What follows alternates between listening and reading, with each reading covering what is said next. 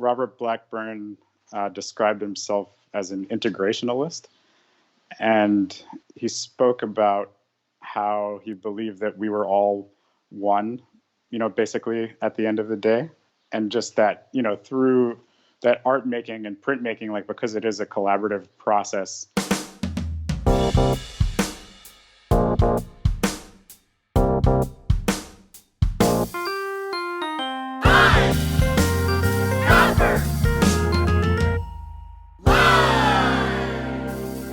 Hello, print friends, and welcome to the 56th episode of Pine Copper Lime, the internet's #1 printmaking podcast. I'm your host, Miranda Metcalf. I release weekly podcasts with people in the print world who are doing something a bit beyond the expected. So please subscribe on your podcast listening app of choice. You can also find Pine Copper Lime on Instagram and Facebook, and you can sign up for our monthly newsletter with print news from around the world, all at pinecopperlime.com. We also have a Patreon page where, if you like our podcast and you want to help keep printmaking chats in your ears, you can toss us a couple of bucks each month and get some cool thank you swag in return. Or, if you don't have a couple of bucks right now because, say, you're an American and the second stimulus package hasn't been passed yet and the fucking Senate decided to take a fucking vacation, that's totally cool too. Times are crazy and super scary, and if you just want to listen to some people kick back and talk printmaking, get down with your bad self. Printmaking forever, shun the non-believers. This episode of Pine Copper Lime is brought to you by our sponsor, Speedball Art Products, who've been bringing a diverse range of high-quality products to your creative process since 1997. Their newest exciting initiative is Speedball's Print Posse. Working with contemporary print icons, Speedball has invited each artist to design a name in ink of their choosing. Artists like America's printmaking sweetheart, Lily Arnold, whose Cactus Blossom Relief ink is the prettiest shade of green you ever did see. It's perfect for gradients, yet bold enough to stand alone, just like a cactus in the lonely desert. Shop at speedballart.com to find out where you can pick up a can of your new favorite ink. My guest this week is Justin Sanz. Justin is the workshop manager at the Robert Blackburn Printmaking Workshop in New York City. He's been involved in the institution for 15 years, and he guides us through a thorough and fascinating history of Robert Blackburn, his contributions to contemporary printmaking, and the history of the workshop. We also talk about the ways in which those of us in the print world can recognize and address the history of racial inequality in the arts, and how the workshop strives to honor the legacy of Robert Blackburn and his commitment to integration. And of course, like all episodes recently, we talk COVID, and the ways in which the workshop is keeping going in the time of COVID and social distancing. So, without further ado, sit back, relax, and prepare to take a little trip into Hell's Kitchen with Justin Sanz. Hi Justin, how's it going? Hey, I'm doing well. How are you?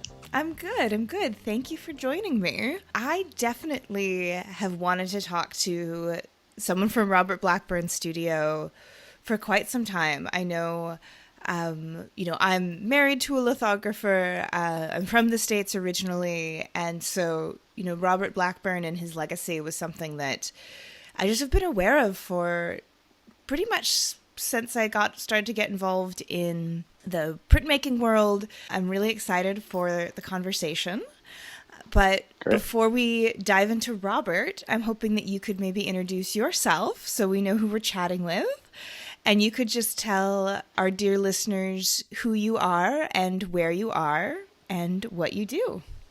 My name is Justin Sanz, and I'm the workshop manager and master printer of the EFA Robert Blackburn Printmaking Workshop, which is a community print shop on West 39th Street in Midtown Manhattan.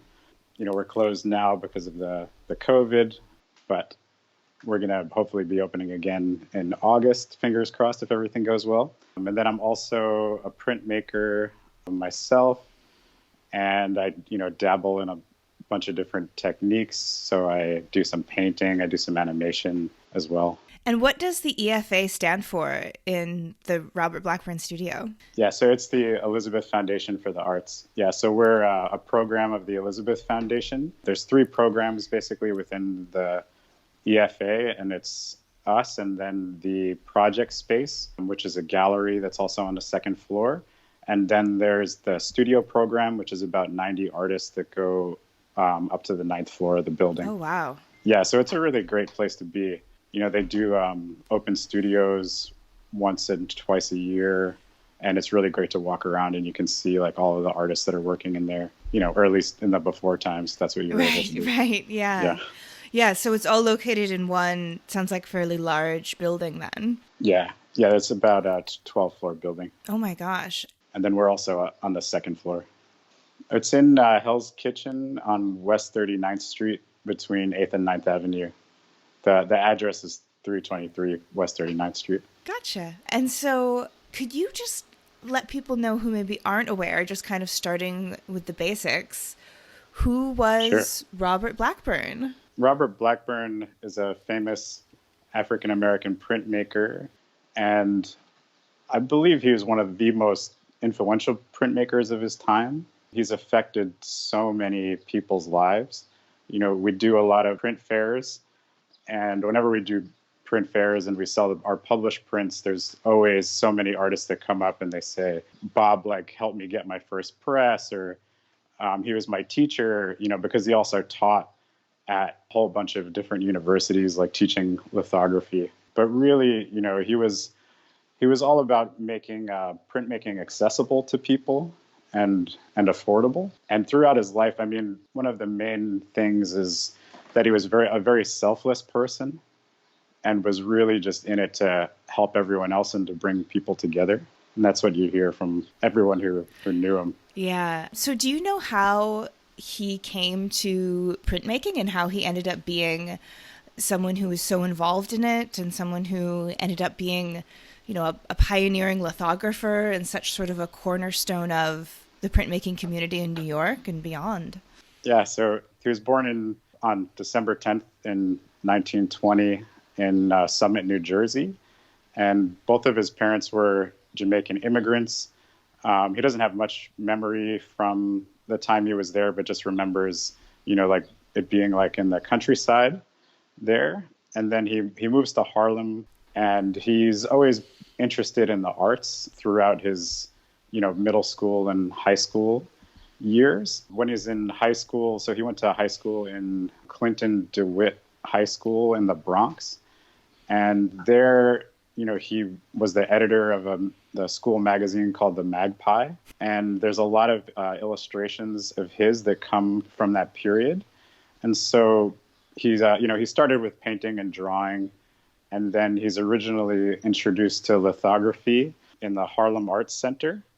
So that was the Harlem Arts Center is a WPA-funded organization, which is it stands for the Work Progress Administration. That was part of the New Deal, and a stimulus for the Great Depression, basically. And so that's where he learned lithography from a woman named Reva Helfand. And then he was producing these lithographs, which if you look at them online, it's around 1940 at this time.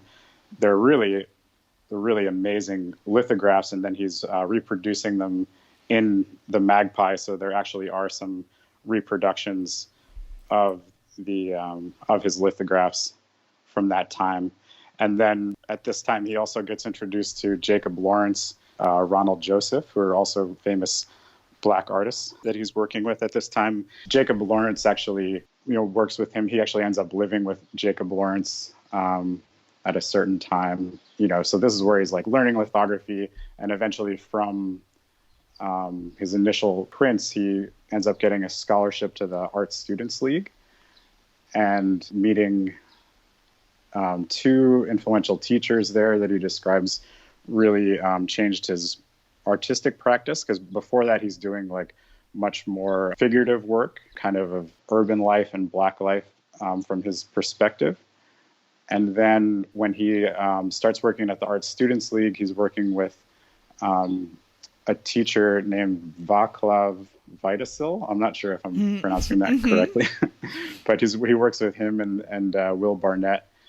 And then you could see his work like starts to change. And he also talks about how working with Vitasil changed his perspective on art making, because he introduced like more European perspectives to his artwork. So you can see a lot of it starts becoming more abstract and almost like cubist in some of his pieces from this time. And then he's also, he's working with Will Barnett, and they're kind of pushing the bounds of lithography at this time. And they forge this friendship that lasts, well into the end of both of their lives. Well, Bob passed away first, but they were friends, from that time. Mm-hmm. And they really explored lithography together and were, started doing multicolor lithography, which at that time in America, there really weren't multicolor lithographs being produced to that complexity. Some of these prints would have up to like 13 different layers, and there really aren't any like color lithographs that are printed with that complexity from this time. And so he went on to establish his own workshop in 1947, I think. Is that correct? I've heard 1947, but I've also heard him say 1948. Okay. 1948 is usually what I go to, but I have heard some people say 1947 too. But yeah, he starts, so he's been living in Harlem like his whole life, except for the beginning part in New Jersey. And he starts it in 1948. So he's 28 years old. And kind of in interviews, he's talked about how he wanted to like expand his horizons. And so he moves into 17th Street. He gets a loft with a bunch of friends. And then he also acquires his first press at that time. And then slowly, he starts printing for artists. He's printing for Will Barnett at this time also too. And then slowly the people that he's living with in this loft start leaving. And then he just keeps printing and inviting more friends to start working in the print shop until eventually it's just his own space. And then that's, the beginning of the printmaking workshop. And, I think a large part of it too is because, being a black man in 1948, I think it was really difficult for him to work in other print shops there. And I think that's also why he wanted to start his own thing, so that he could kind of, make his own rules and invite anybody that he wanted to come and work in the studio. Speaking to that, again, I feel like that's the impression that I've got as people sort of talk about what Robert Blackburn Printmaking Workshop was, particularly in, the 1940s and the 1950s, is that it was really unusual in a place that it was a space in which people came together sort of across racial lines, and you would have African American and white artists working side by side in a way that you didn't necessarily really see other places. No, definitely. I mean, Robert Blackburn described himself as an integrationalist. Mm-hmm. And he spoke about how he believed that we were all one, basically at the end of the day. And just that, through that art making and printmaking, like, because it is a collaborative process and, not everybody can afford to have a press in their room, that we need to come together. And so that was kind of a space where, people could just come together and work together and, put their differences aside and, just really, I think for him, it was all about just finding like the truth. It was never really about money for him. It was all just about like expression and exchange of ideas between people. Because he speaks about, he just believes in this oneness of humanity. That's lovely. And I love that this idea that you can kind of get to it too through labor, through working, through the collaborative process of a print shop, of just having a common goal together, that you have to communicate and work and be respectful, in order to get to an end product. And yeah, in this case, it, could be a 15-layer lithograph or something like that. Yeah. And so did he teach out of his printmaking workshop, or was most of his teaching going on at the universities? Yes, he was also, after he started the workshop, he worked at a number of different colleges. He worked at Cooper Union for a long time. He originally was hired there as a printer because he never, he didn't have a college degree. So he talks about, not being able to have the ability to teach. And there's an interview, where he talks about how he kind of felt like he was, held back from teaching positions, and he was kind of kept on at Cooper Union as only a printer. But then Will Barnett, who also worked there, would say like, just, hang on, just wait like a little bit longer. But I think that Bob also felt, he was being used as kind of like a token Black person within Cooper Union, because he explains about how people, like whenever somebody was visiting from like South America, or, if there was anybody like from Africa that would come in, that they would come in and, say like, oh, this is Robert Blackburn. He's a teacher here, which he wasn't a teacher there. And he was just a printer. But then, they would say that to kind of make it look like, oh, like we're progressive. But then he actually was, just a printer there until I think late to middle 50s. But, so it kind of changed from being a printer into being a teacher in the 50s. And then, he also taught at SVA, like the School of Visual Arts, and the New School. He taught at NYU. I think a lot of like while he was doing this, he was, his community of people were also like running the print shop. I think while all throughout his like whole life, he was like learning about art and printmaking. Like after school, like throughout high school, going to the Harlem Community Arts Center on the weekends and at nights, and then also in the Art Students League, he was a porter for a lot of different places, and then did some kind of like design jobs. He worked at like the Harmon Foundation on some films and things like that, and then he would go to the Art Students League at night. So I think he talks a lot about that kind of just having to work to support his practice, and then kind of doing it on nights and weekends. When I look at all the different places that he worked and taught and was a collaborative printer at, and on top of that he kept up his own personal practice, it's really remarkable that someone has that many hours in a day, or that much passion, that much drive, however you speak to it. Because Definitely. While he was doing all of this, he was producing his own really beautiful prints. Could you maybe speak a bit more to his personal practice? I know you touched on that he'd been kind of influenced by more of sort of a European style, but maybe just speaking to it just directly so people might understand what he made as an individual artist.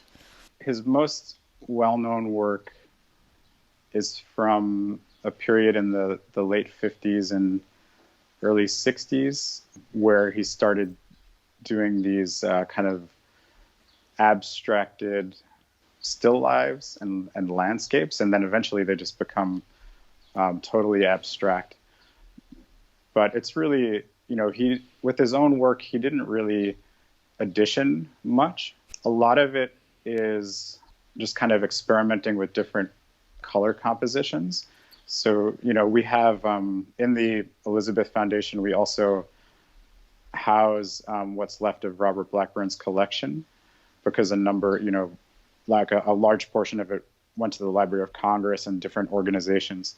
But so there's a number of prints that are there of his that are, mostly for like educational use. So we have, a lot of his proofs where you see this one stone that, or, multiple stones, because a lot of the prints have, like up to 18 colors or, 12 colors and that kind of thing.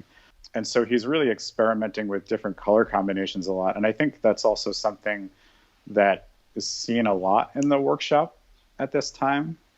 Like there's a number of different artists that are also, I think, taking Bob's lead and trying different color combinations. Like there's also Krishna Reddy, who's like one of the founders of viscosity printing. And he also, I've seen multiple, similar ideas where it's using the same plate and doing like multiple color combinations. I can't really speak to if Krishna editioned. I know that he did edition the pieces, but I'm not sure if it was, the same as with Bob, where Bob really wasn't like interested in editioning because there aren't like a lot of his own prints that exist. And with all the people that he's helping, it's almost like, how did you even have time to do these prints? Like, are you just not sleeping and staying up all night making these? Yeah, but it's really great to dissect, the different proofs and see the way that he's working together. So, you could see that he like counter etched the stone and then like went back in one area and then printed it like in a green or where it was red, like in the other print, but using a lot of transparency. And there's also, I know, I don't remember where I heard it from, but someone also said that Bob used stones like paintbrushes. That's a really beautiful image. And so you said this was the late 50s and early 60s. And I was thinking, this is the time period where he's working for Universal Limited art editions and working with like Helen Frankenthaler and Robert Rauschenberg. And so he's doing collaborative printing for them as well. And at that point, that's, really sort of the upper echelons, I would guess, of the New York printmaking world at that time. Yeah. I mean, he helped, Tanya Grossman, who started ULAE, invited Bob to come and print with her. And he printed the first 79 editions. Oh, wow. With ULAE. So he really like helped us set the standard for printmaking there and like for lithography. And for a lot of these artists, it was the first time that they had ever done lithography. Larry Rivers, I think, was the first one. And then he also talks about printing with Jasper Johns, Helen Frankenthaler, Robert Rauschenberg. But yeah, so he's commuting to Long Island, to Bayshore in Long Island. He talks about how the schedule wasn't really normal or like regular, like sometimes he would go out for a week and then come back for a week and that kind of thing. But yeah, there's really, you can see in his work, there's a change where it gets like even more like intricate, where he starts printing even more layers and with more transparency and, like scraping the stone away and all types of different techniques. Yeah. He just goes really down the rabbit hole of sort of pushing lithography to the limit of what it can do and exploring those edges, it sounds like. Did you ever get a chance to meet Robert in person? No. So I never met Robert Blackburn, but my uncle actually printed there in the 70s. Oh, okay. So it's funny because like I have a BFA from SUNY Purchase in Westchester County. And when I got out of school, so I graduated in 2005, and I got out of school, and my uncle was like, oh, he knew I was a printmaker. That's like where I found printmaking in school. And he was like, oh, I have to find the printmaking workshop for you. Like I used to work at the printmaking workshop. And then he looked for, and then he's like, oh, they closed down. Like, you can't work there anymore because they're closed or whatever. And so then I started working at the Lower East Side print shop as an intern there. And then I worked for Kathy Caraccio as an intern. And then she got me a job in 2005 to open the EFA Robert Blackburn Printmaking Workshop, which is, my first job was painting tables and like putting in windows and that kind of thing to like get the workshop to be ready to be opened. And then I never made the connection until like a year or two later, where when I told him, like when he was like, oh, what are you doing? And I was like, oh, I'm monitoring at the Blackburn Printmaking Workshop. And then that's when I made the connection that the printmaking workshop that he worked at and the Robert Blackburn Printmaking Workshop were the same thing. Oh. But I didn't know. That's really funny. Yeah. That's really funny. So then it sounds like I didn't realize that there was a period then where, Robert Blackburn's printmaking workshop ended and then it kind of returned as the EFA Robert Blackburn Printmaking Workshop. Oh, okay. Right. Yeah, it's, he closed the workshop in 2001. The workshop always had monetary problems. I think a lot of it, like from interviews and everything, Bob talks about how he wasn't the best businessman. And I think you can understand that when you hear him talk, because for him, it's like, it's never about money. I mean, I think there was even an interview where he's like, money is like the absolute opposite side of creativity. And that, like having to think about making money will like stop your creativity. But, but then he's also at this point, he's like 82. Well, he was 83 when he died, but when he was 81, his health started failing. And then he knew that he couldn't like keep the workshop going. So the Elizabeth Foundation, he sold the workshop to the Elizabeth Foundation. And then it was always meant to open on the second floor, which is the location that it's in now. But he got sick, and then the second floor wasn't open at the time because it was being like rented, and they had a lease or something until like 2005. So all of the presses and everything went into the basement of the Elizabeth Foundation from 2001 until 2005. So unfortunately, he never got to see it open because he died in 2003. But then, the workshop opened after. So when I was doing, because as the crack scholar that I am, I was reading his Wikipedia page before the interview.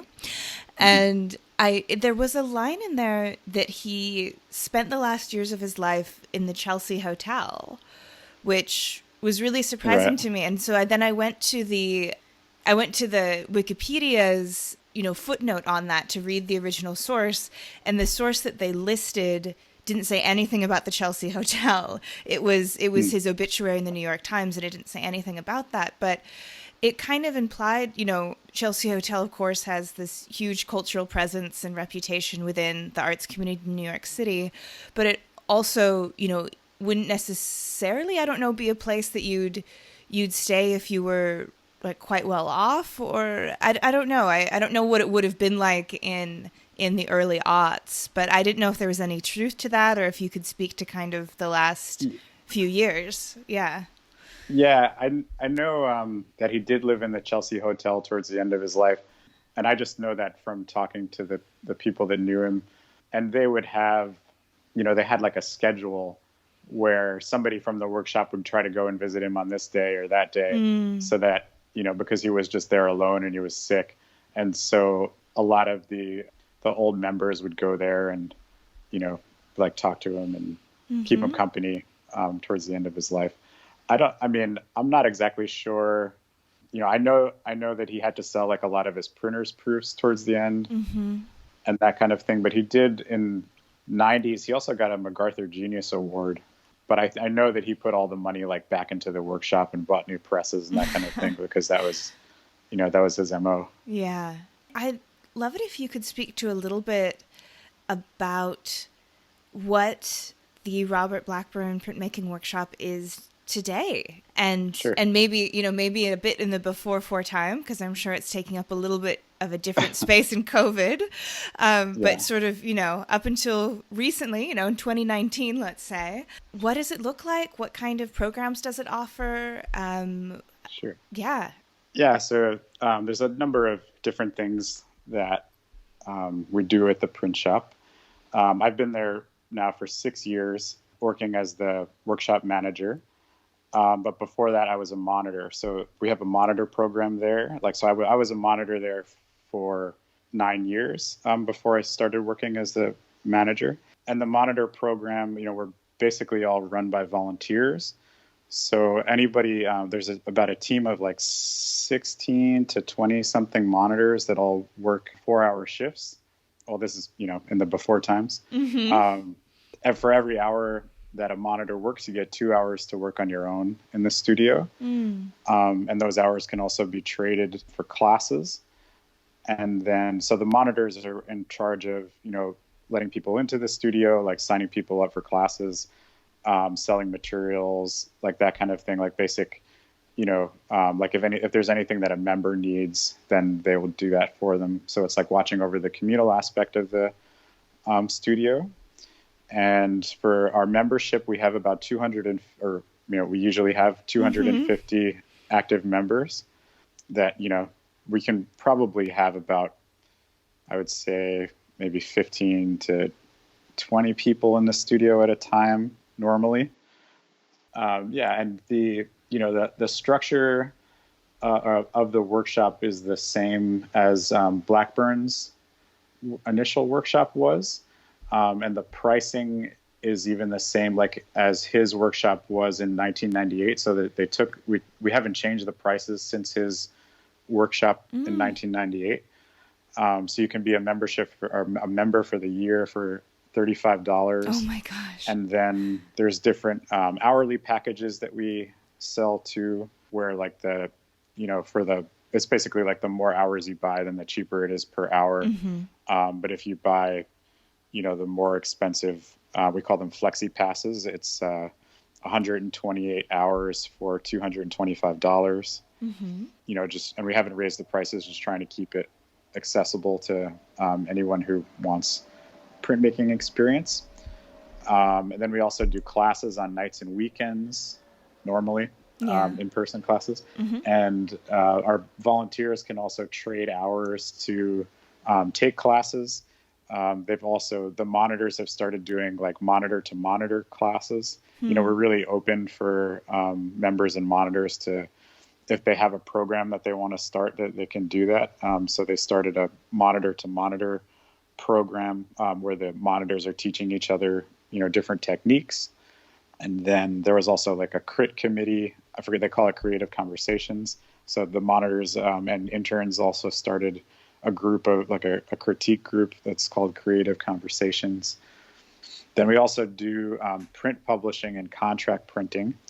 So we have a program that's called Printers Without Presses, which handles most of the contract printing. And so that's freelance printers working in the studio.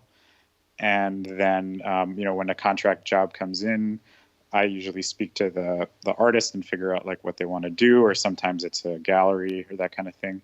And then I price out the job and, figure out like who would be the best for this job, because sometimes, we have like some printers that are, specialize in silkscreen, and some printers that specialize in etching mm-hmm. and that kind of thing. And then, so the printers are able to make some money, and then the workshop makes a little money from the contract printing. And then we also do publishing, where we select artists, or we select people to nominate artists to produce editions with. And then we take them to different fairs and try to sell the editions that we make. Do you do any kind of like outreach programs as well? Kind of trying to like going to schools and that kind of thing?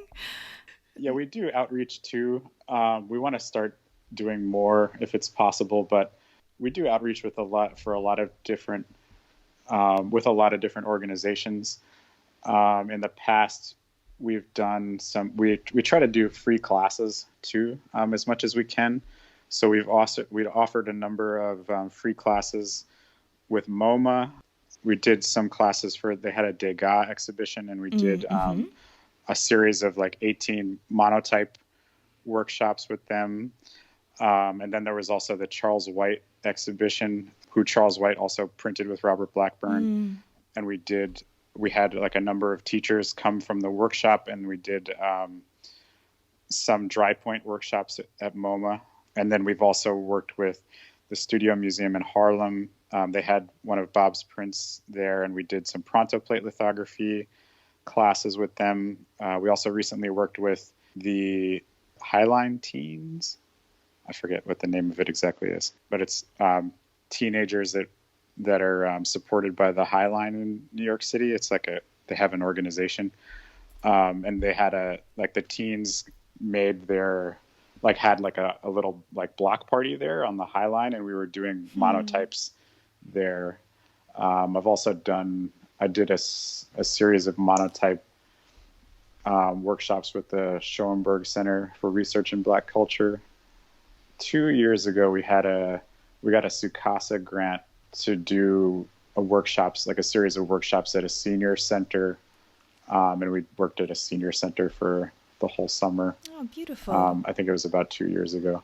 Yeah. But I think we want to do more and go into like high schools and do some teaching there. I'm always curious when people have programs when they're going out into the community and bringing printmaking with them. What's the general reaction that you get? I mean, what's the general sense of knowledge about printmaking, especially when you're working with teenagers and younger people? Are they excited by it? Have they heard of it before? What's, outside of the print world, what do people know about what we do and how do they feel about it?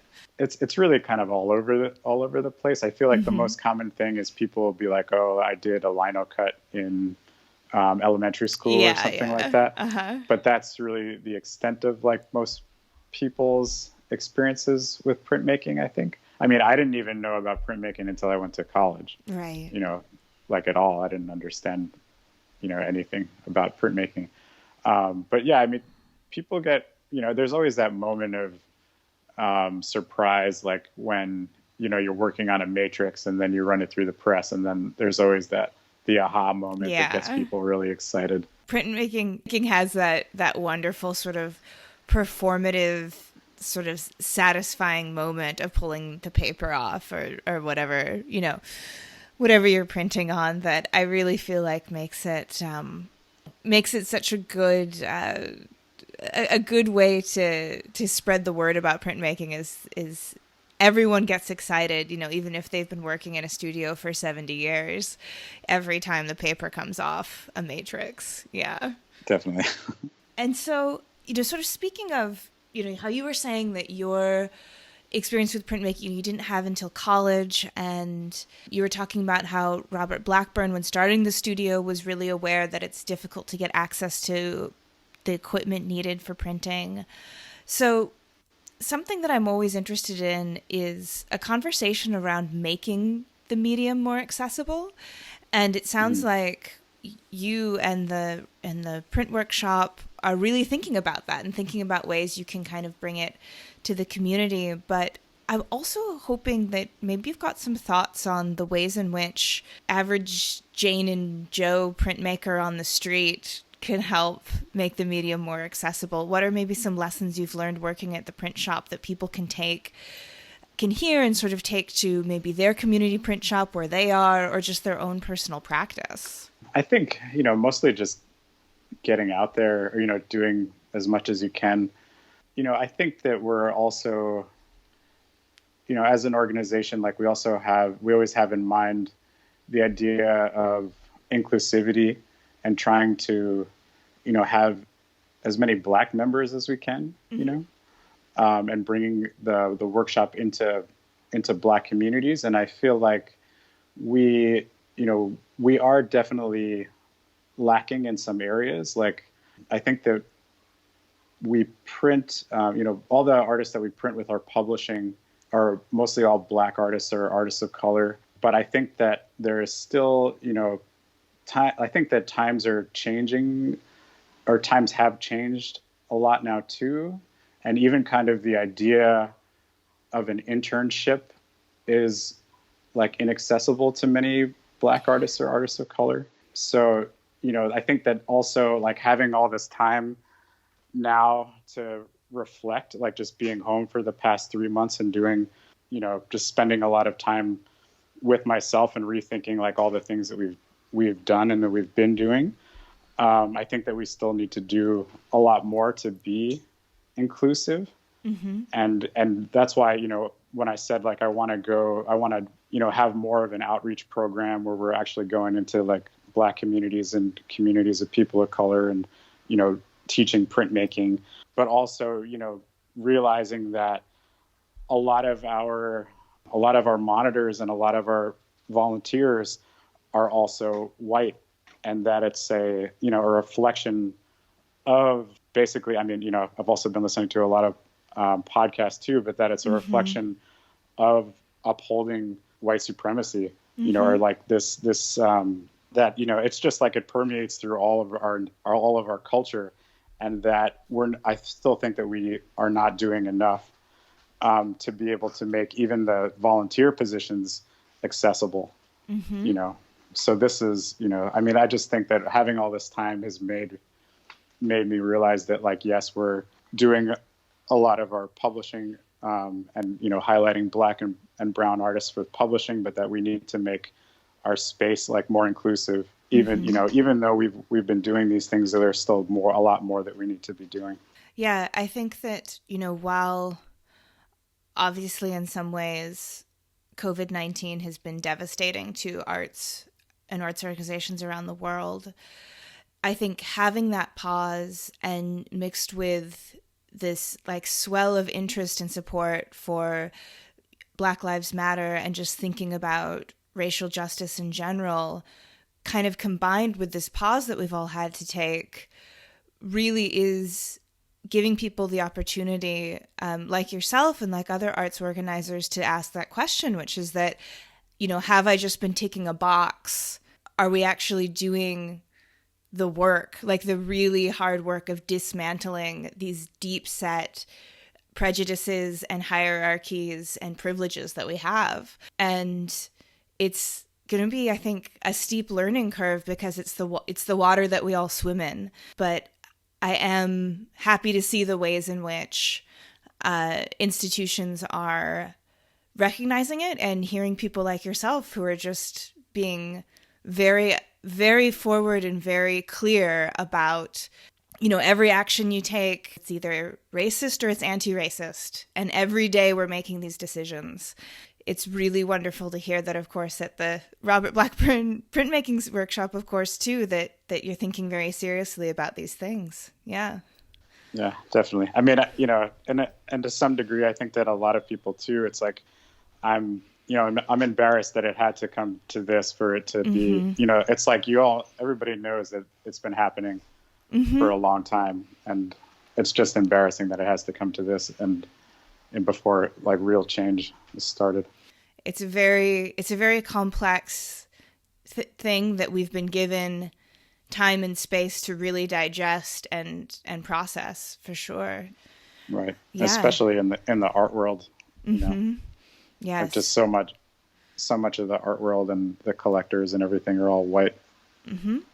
I mean, large majority of it. Large majority of it, absolutely. Yeah. And schools, I mean, it's everything, Yeah, it's the entire systems, and it's a closed loop that feeds itself, and unless you really make a conscious effort to step out of it. Yeah. And I guess speaking of of COVID and the ways that it's affected the printmaking workshop, tell me a little bit about the ways you have been adapting to it. I know you've been doing some online programming. Anything that particularly you want to share that maybe people around the world can join in on, that they don't necessarily have to be in Hell's Kitchen now?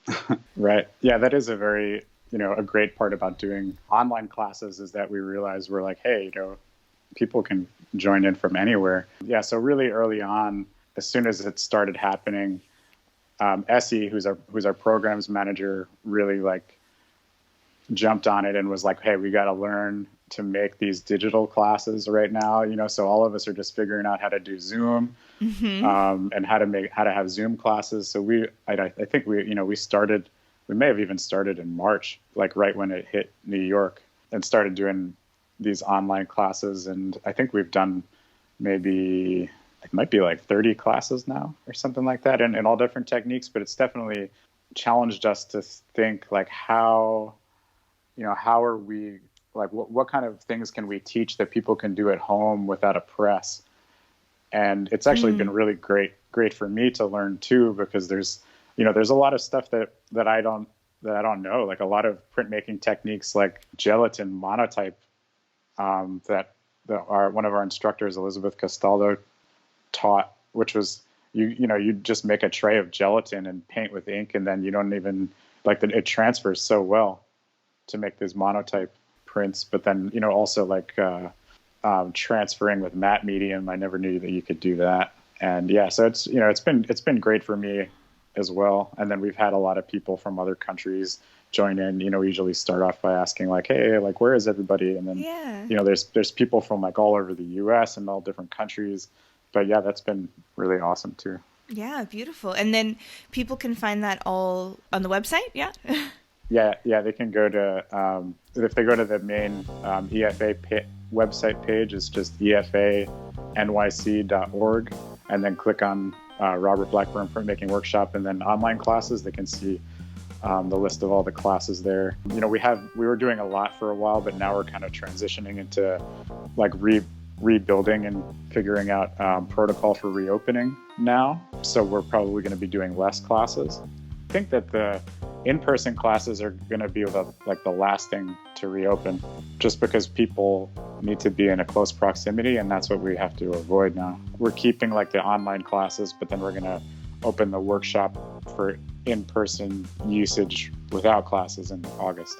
And so I can put a link in the show notes to your website, and then of course to the online classes, and so people can explore and see if there's anything that they'd want to participate in, or just learn a little something more about, for sure. Other than kind of reopening and getting things back on schedule and getting people back in the studio, is there anything particular in the future for the printmaking workshop that people can be on the lookout, maybe the next couple years, or anything on the horizon that you'd particularly want anyone to know about when they hear the podcast? We're going to be working with Edgar Heap of Birds. Okay, yeah. And doing a series of screen prints with him. I think we're starting this summer, but everything kind of got pushed back. It was supposed to be for the whole summer, but you know how COVID just threw everything into craziness. So I think it's going to be like 15 different prints that are coming out. We're also going to be doing a show of Shakaya Booker's work at the Plains Museum in North Dakota in 2021. We've worked with her on a number of different like Shinkalei editions. Exhibition I think is going to start in July 2021. And then there was supposed to be, I think that there's a lot of work from Robert Blackburn's archive that was supposed to be traveling around with the Smithsonian, but I think that I'm not exactly sure. But keep an eye out for that too. Okay. Yeah, that still may happen. Yeah, we haven't heard any updates, but... Well, so as I said, I'll put the link to the website in the show notes. Where else can people find the Robert Blackburn Printmaking Workshop online, and where can people find your own personal work if you've got a website you want to direct them to as well? My website is just justinsanz.com, justinsanz.com. I haven't updated it in a little while, but maybe this will prompt me to update it some more. Yeah. Beautiful. Yeah, I feel like almost every time I ask an artist for their website on the podcast, it follows up with something along the lines of, I'm not sure that it's updated, but yeah. Often it's the last thing visual artists want to do is sit down and do that fiddly business.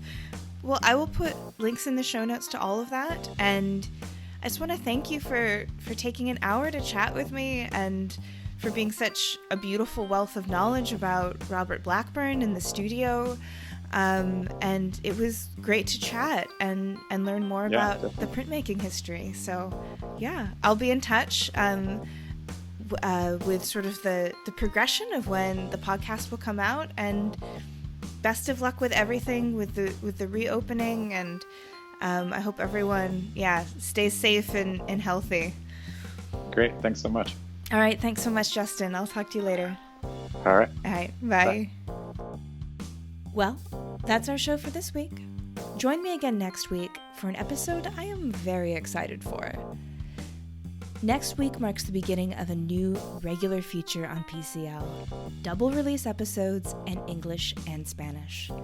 In collaboration with your friend and mine, Ronaldo Gil Zambrano, we'll be bringing you a double feature with Alejandra and Javier, those two crazy cats from Tres Gatos Press in Mexico.